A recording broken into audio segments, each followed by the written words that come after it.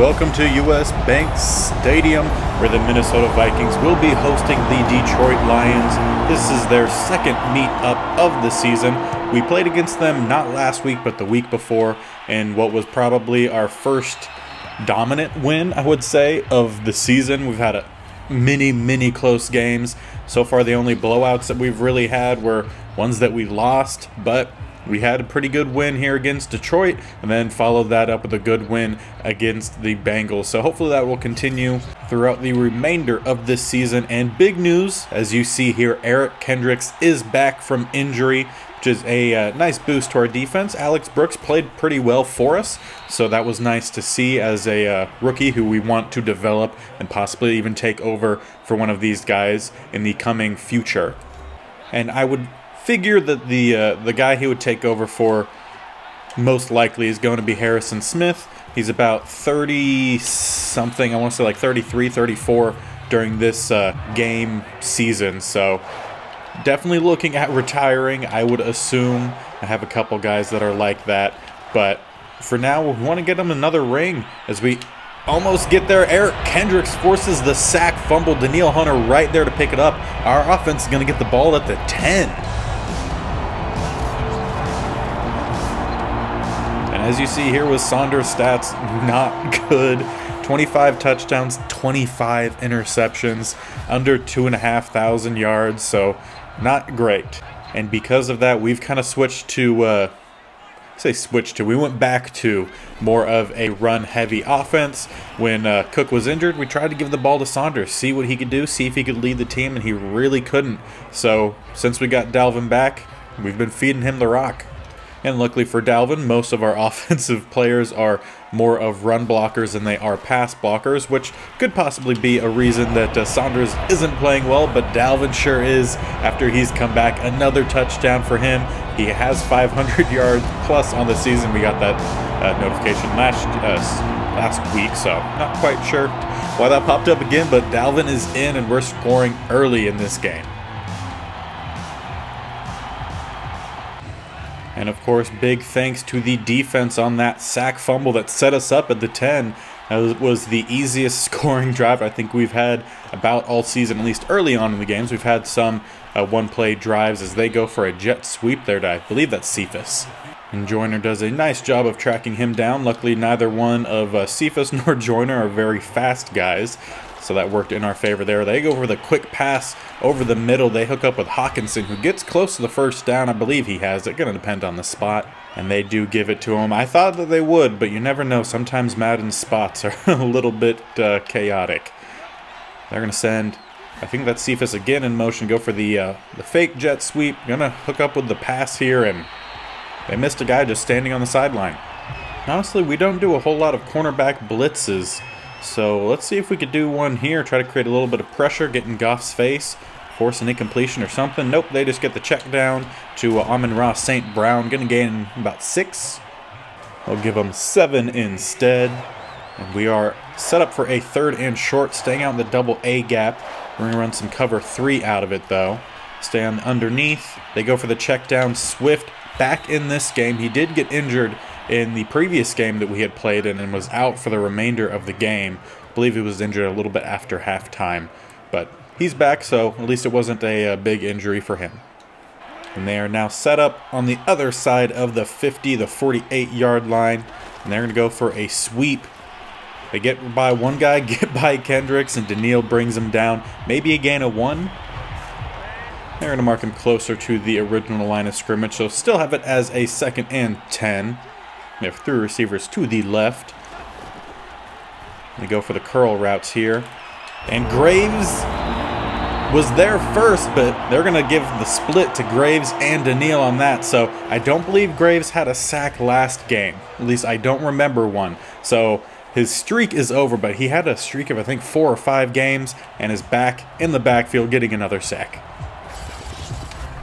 Really seeing him come on strong in the second half of this season, which is really nice to see.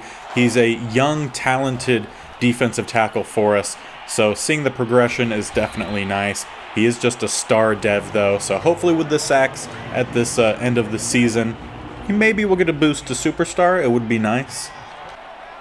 The offense will take the field after a good stop by the defense. Going to come out with the spread formation here. Going to try to run down the middle. Didn't quite get the blocking that I was looking for, but pretty good. And now an injury. Dalvin went down. At least I'm assuming an injury. And it's Dalvin Cook again. They're labeling back, which was what he had previously injured. He ruptured a disc. So this could either be something small, just tweaked something that was from that previous injury, or it could be a complete re-injury. We're going to have to wait to find out. We at least have quite a bit of running back depth. We have 5 running backs on the roster, all just due to injuries throughout the season. So we're going to try to roll out here. And that pass was awful from Saunders. He had He had Jefferson breaking open along the sidelines, but that pass was just nowhere near where it needed to be. We hand the ball off to Cordero here, and he gets forward for a big gain, as now Detroit has an injured player here. James looks like it might have been one of the linebackers. And here's the update we have on Cook. So it is just a slight tweak of the previous injury, back spasms popping up. It's a medium injury risk, and with the ruptured disc earlier in the season, we're not going to mess with it, and we're going to bring in Nwangwu. Now, of course, we have different players, different running backs playing in different positions. So in the shotgun formation here, we'll probably continue to see Cordero as he is found, check down, gets 13, 14 yards on that completion, the first completion of the day for Saunders. And then when we go down to the strong formations here, the single backs, we're going to see Nwangwu come in as the running back. And an awkward tackle there. He kind of broke the tackle, but then just fell backwards. It's going to be a loss of 3 on that first down carry. And let's take a look here. Jefferson has the release, route running, and the speed. So if we could find a way to draw that safety down, which doesn't look like it, we're going to find Flanagan instead on the out route.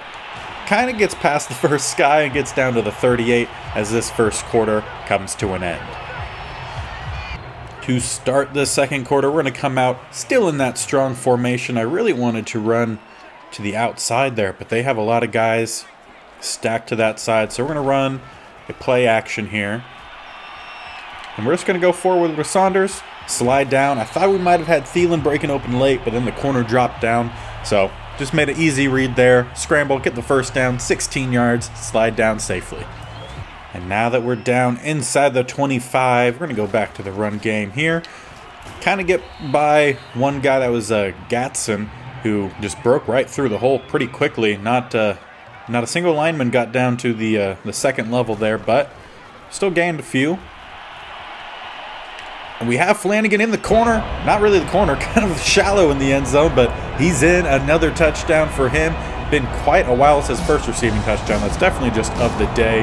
He's had quite a few earlier in the season. I don't think as many as his rookie season, but that's mainly because Saunders has had a rough sophomore season. And let's be sure to give Saunders a little credit too on that touchdown. He threw a nice pass, just high enough to get over that underneath cover guy, but not too high that it went too high and ended up kind of floating for too long and the safety coming over to get it. So a good pass from Saunders. Decent stop here on the first down run. You're going to stay out in a spread form here. We're going to change up the play a little bit. We have 2 receivers to the left, and they go for the run to the left. Kendrick's there to get the tackle while also being blocked, and they're going to give him the first. And now down to the 35, or up to the 35. I would say down to whenever we get to the other side of the field. We come with the double A-gap blitz. Nice pickup. Ward able to break that one up. Possibly could have had the interception, but he opts for the safer play there and just knocks the pass away, which honestly we don't see too much of. It's either a completion or maybe a hit that knocks the pass loose, but very rarely do we ever get a swat. And by the time this video goes live, there probably would have been majority of free agent moves made in real life. So let me know down in the comment section below what your favorite one was, which one you're most surprised by as they get a first down. Hawkinson, definitely their biggest threat, at least against us.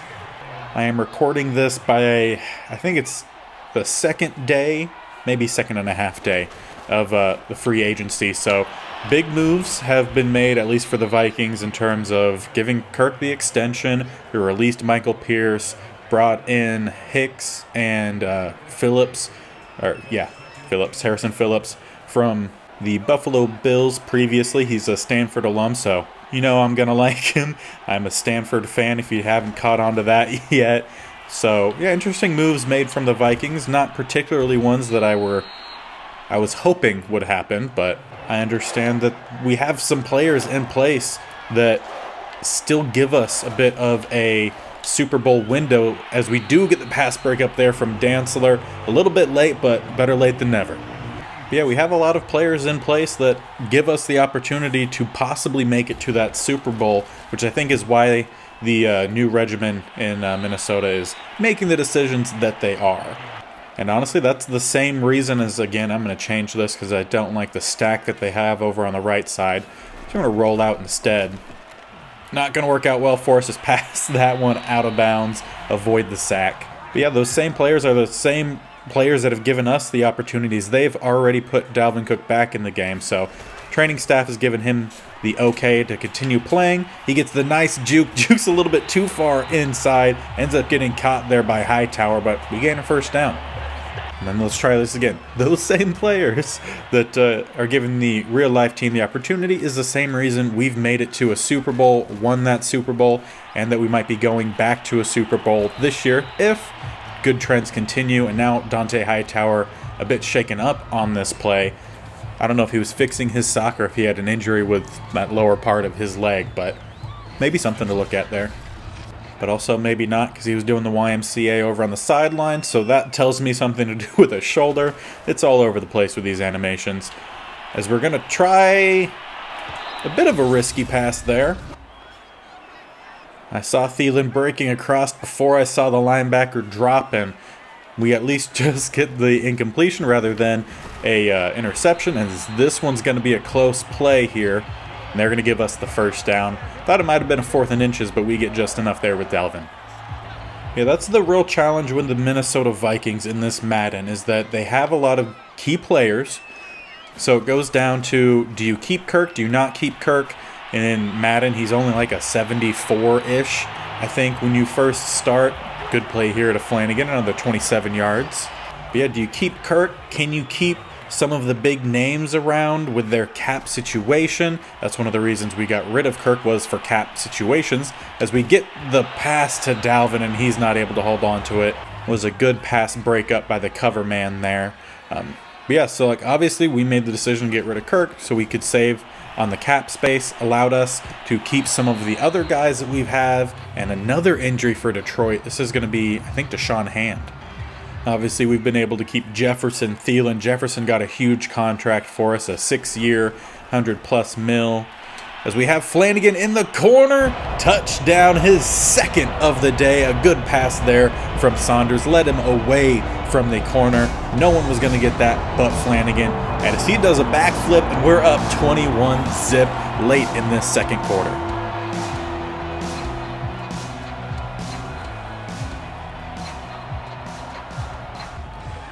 But yeah, some more talk about other ways this team will go. If you end up keeping Kirk, you don't have the money to re-sign some players, meaning you kind of need to get depth players or find key guys in the draft.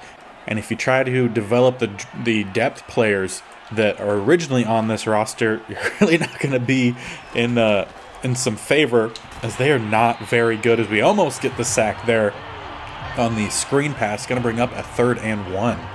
So yeah, there's a lot of different ways that the rebuild for the Vikings can go. And if you guys are doing your own Vikings rebuild, I would love to hear about what you guys have done and what's worked for you, what hasn't worked for you. We get the pressure here with Hunter. Forces an incomplete pass from Goff. Going to bring up a 4th and 1. Are they going to punt it?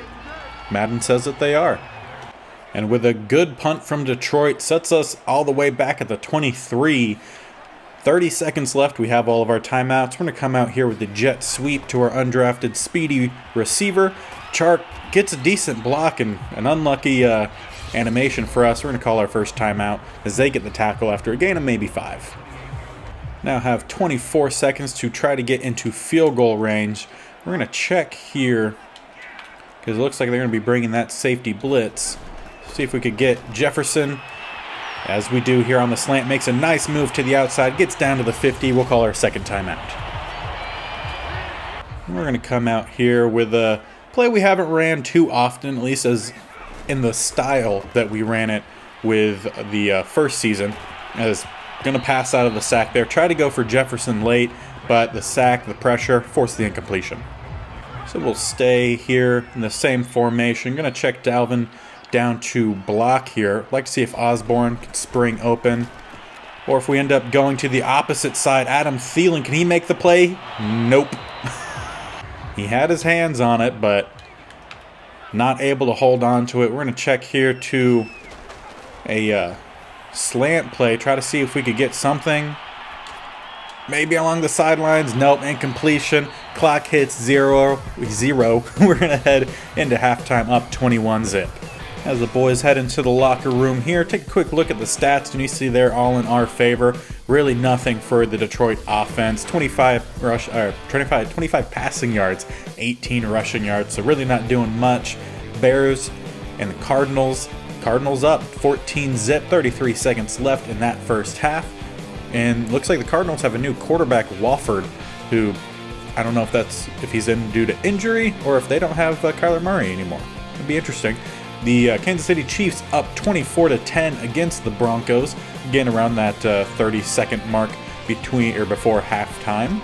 Seattle and San Francisco, a rivalry matchup there, 14-14. All these games very close, at least in their timing, as Russell Wilson's still a member of the Seattle Seahawks in this universe. And we will be receiving the second half kickoff, already up 21. We just want to widen that. Just have some games here late in the season that aren't cardiac arrest type games, where we're not trying to get a last-second field goal or a rookie defensive tackle getting a safety to win us the game, like in the Seahawks game. That was a fantastic game. Really enjoyed that episode. If you haven't checked that one out, I suggest you do. It's a long one. It's about an hour something long, but that's because we have the scouting special and then the game after. Start the second half here. We're going to continue a little bit of what we started the game with, focusing more on the rushing attack, and then subsequently putting in some passes as we get a good rush here on first down from Dalvin for another first down.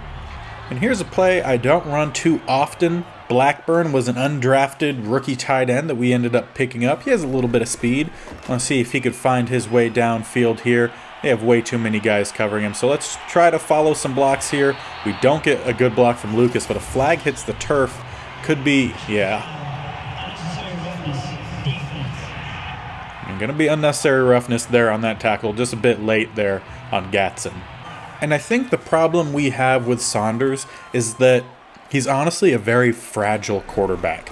His stamina, or whatever keeps him from getting to that red in the play menu, I believe that would be stamina, it's not that good. He gets hit once, maybe twice, or even just runs for 5 yards and it's in the red or dark yellow. And I think that's when he starts to make his mistakes.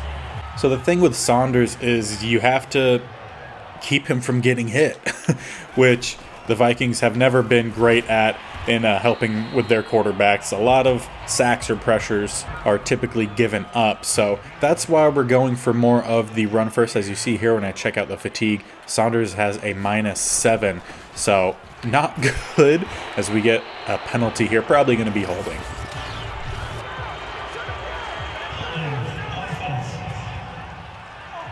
That's going to be another one on Christian Darrisaw. I believe that's 3 or 4 games in a row. And Darrisaw is an interesting lineman for us because he's a pretty good run blocker, but his pass blocking is a little lackluster, which is confusing as he's a tackle for us, and a left tackle at that. We're just going to scramble here with Saunders, get a few. But a key example there, that run, he wasn't hit, just ran for a few yards. His player icon's red. So really not a whole lot that we have to do here. Going to try to go underneath Jefferson. Good pass there from Saunders to kind of just put that in between the guy coming at him, and then low enough to keep it away from the over-the-top coverage and gets us down to the 2. And it's plays like that that make me think that Saunders has some really good ability, but he's just very inconsistent. So we're going to go for the sweep play here. Cut up. That corner, linebacker, whoever 31 is, completely overran the play, and Cook is in for another touchdown on the game.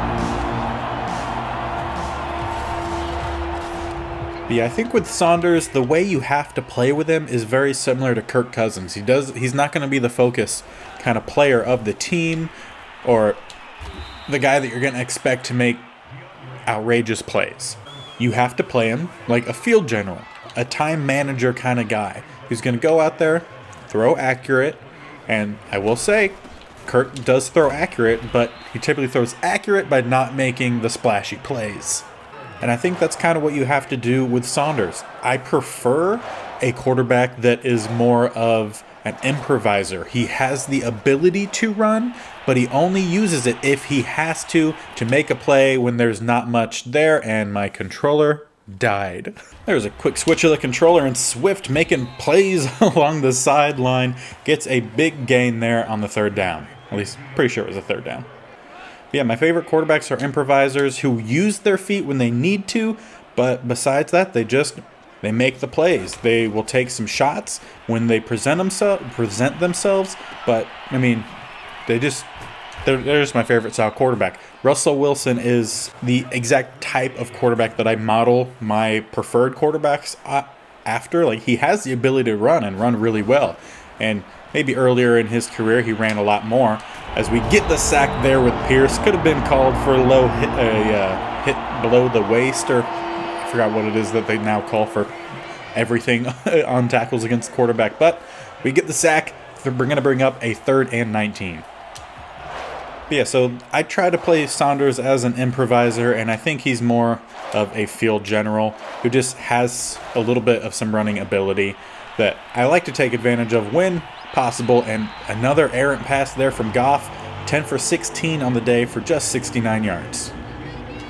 But speaking of Russell Wilson, that trade to Denver, how crazy was that? I was not expecting that at all. And then the news broke and I was like, no. And then later they're like, we're also going to release Bobby Wagner. I'm like, no. It was just crazy. It was a crazy day. Say Bobby Wagner is one of my favorite linebackers in the NFL. There's a lot of ones that I like, but I've always been a fan of Bobby Wags and Eric Kendricks. So I guess you could say I like linebackers that wear 54. Darrisaw injured again. He spent quite a lot of time this season injured. Hopefully nothing big, but we've seen Clayton can fill his spot pretty easily. And it did just have him over on the bench, so it doesn't look like anything too crazy, at least from what I've seen in the game. If they're not heading to the locker room, it's nothing crazy, as we get a big run down the middle here from Dalvin. And with that run, it brings us to the 4th quarter. We're up big, 28-0, putting up a goose egg so far. Dalvin Cook is in the zone, and we're just going to start chewing this clock. And there's the update for Darrisaw. It is a pectoral strain, so we're going to keep him out. I don't want that to turn into a pulled pec or a whatever, because that just is an awful injury. So we'll have Clayton come in. He wears number 69. You can see him over on the left tackle position. And we're just going to gotta see what we could do here. Maybe check it down to Dalvin. He catches it, falls out of bounds, gets a gain of a few, close to the first down. And they actually give it to him. Nice spot there for us. Home field advantage a little bit there. But we're just going to continue to just go down the middle. There's a decent tackle there by 49. Dalvin ends up falling forward, though. Still gains 2. I always like to see the fighting after the first meet from the guys. And in Wongwu and his speed off to the end zone. Another touchdown for us. 3 rushing touchdowns on the day. The game day goal met. And when I said fighting, I meant fighting through a tackle, not actual fighting. Just fight people during the play. Not really fight, but you know what I mean. No fighting after the play. Just go back to the huddles, people. But speaking of fighting, I think it would be cool to see it implemented in the game. Something to do with suspensions. Players getting into it on the field, leading to personal foul penalties. And then if they get X amount, they're kicked out of the rest of the game. Or something along those lines. Just make the players a little bit more dynamic. Because obviously we know in the NFL that we have some players with a lot of character, as Fuller doesn't try to pick that one off, just lets that one fly overhead and fall incomplete. But yeah, a lot of players, a lot of temper out there. Some players really like to get into it. I would love to see that implemented as they get a nice pass here to St. Brown down around the midfield. Because obviously they have the player personality ratings that typically, when it comes to franchise, will have to do with how much their jerseys sell for or how much they sell of their jerseys, kind of just how much people like them. But I think there should be a way that we could implement something that has to do more with personality styles. You know, are they a hothead? Are they kind of chill-tempered leader? Something, you know, give a little bit of a dynamicy to these players. And honestly, whenever they come out with the college football game, they should have that as well. Because a lot of times players get suspended, bad grades, outfield issues. All of that should start to be implemented because that really makes a dynamic franchise or dynasty in the case of NCAA, as the Lions now down to the goal line looking at possibly breaking this goose egg. Yeah, just some food for thought on ways we could potentially improve our football games here, make them a little bit more realistic as they go for a pass and the goose egg is no more. Of course, it's Hawkinson in the end zone. First points for the Lions late in the fourth quarter. And just before the 2-minute warning, 2 minutes 26 seconds after this play, we'll head into that 2-minute warning. I'm going to hand the ball off here to Cordell Patterson, who will get forward for about a gain of 3. I also think it would be cool, granted most of them haven't stuck around, but some of these like spring league or XFL or something like that. As we go for Flanagan, he does reel it in. That was a cross the field throw there, and unfortunately they're going to review it. It looked like his feet were in to me, but we'll see here on the review. I mean, yeah, it looks like it was in to me. Got 1, 2. They did a weird animation there, so not sure if they're actually going to count it. But it really would be a completion because that second foot did tap, but you never know with Madden. And they do end up giving us that completion. So nice catch there from Flanagan on a not really a great throw from Saunders. But yeah, I think it would be cool to get a nice run there from Cordero. Second, third effort gets them close to the first. Yeah, I think implementing an XFL kind of league would be cool. Obviously, you can't really have one team per team in the NFL, so it wouldn't be quite like baseball where you have, you know, the AAA, AA, and single A. But I think there could be something there that would be fun. Maybe one team per division or something like that, as we are now under the 30-second mark, so this game is a wrap. We'll just come stand out here and wait for this clock to hit. But yeah, I think a spring league or something like that would be fun to send some players to that are like practice squad players or guys that are just buried on the roster to give them a little bonus XP or something. That could be fun. But that was a really good game for our Vikings, a very balanced attack when it comes to the end. Total yardage for both passing and rushing. Very similar, a little under 200 for rushing and a little under 175 for passing. Saunders had a decent game. I will say that. I don't think he threw an interception or anything like that, so big game for him. Of course, still under 60% completion, so not great in that aspect. And after that game finished, it logged me out of my profile or something. I'm not sure exactly what happened there. But that game that we just completed, a really good game for Saunders, for Flanagan. Graves had a half a sack at least. Dalvin ran well. A great game for our defense and offense. And it doesn't exist anymore.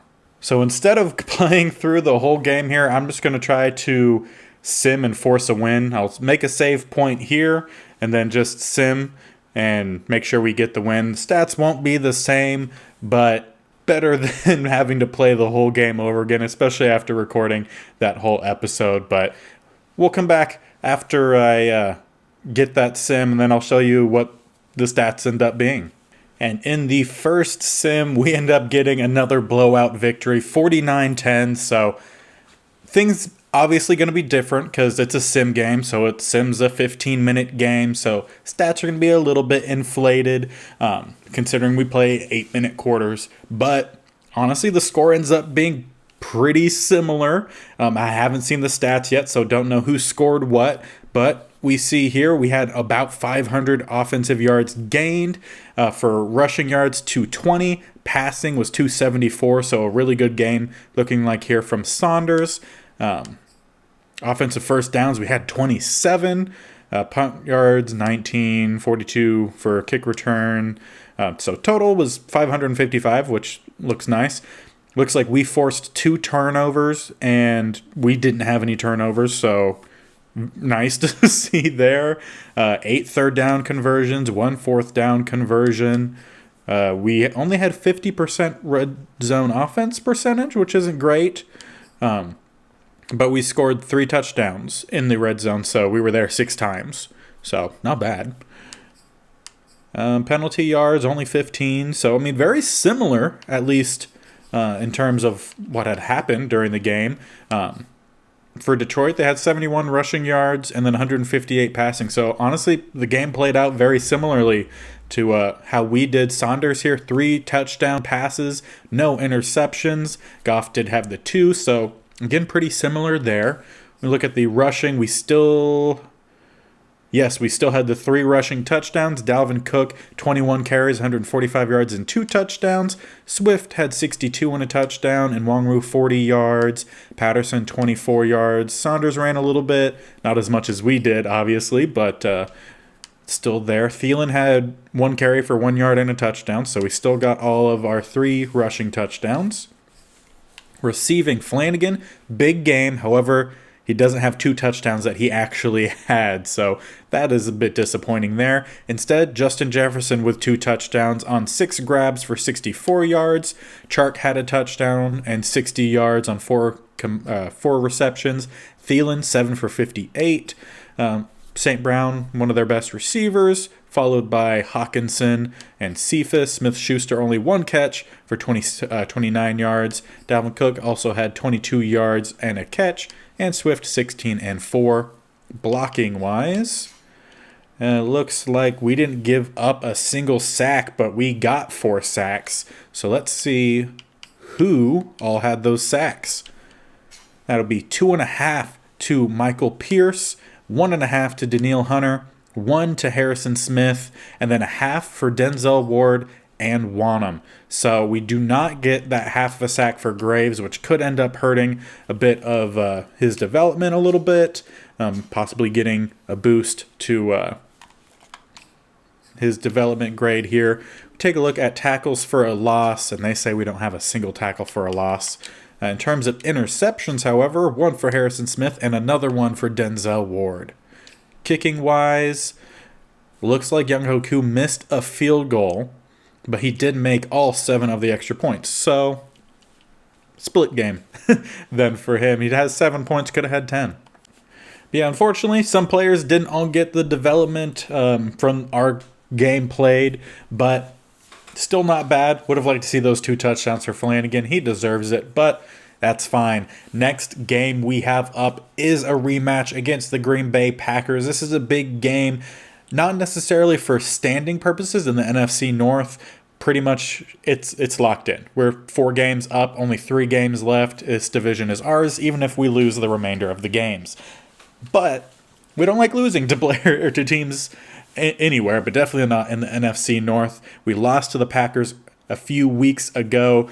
Our offense couldn't do anything against them, so would like to see something different there. Of course, we didn't have Dalvin Cook in that game. We do have him now, so big things there. But you're going to need to stick around to make sure you watch this rivalry matchup, so hit that subscription button down below. Also, make sure you tap that bell notification so that YouTube notifies you of when these are posted. You can also follow me on Twitter, BigBearB_gaming. I always tweet out whenever these are up for you to watch. I also tweet about a bunch of other stuff happening around the NFL, some other sports sometimes as well, so make sure you're checking that out. But yeah, I hope you guys enjoyed this video, and until next time, hope you enjoyed. Bye.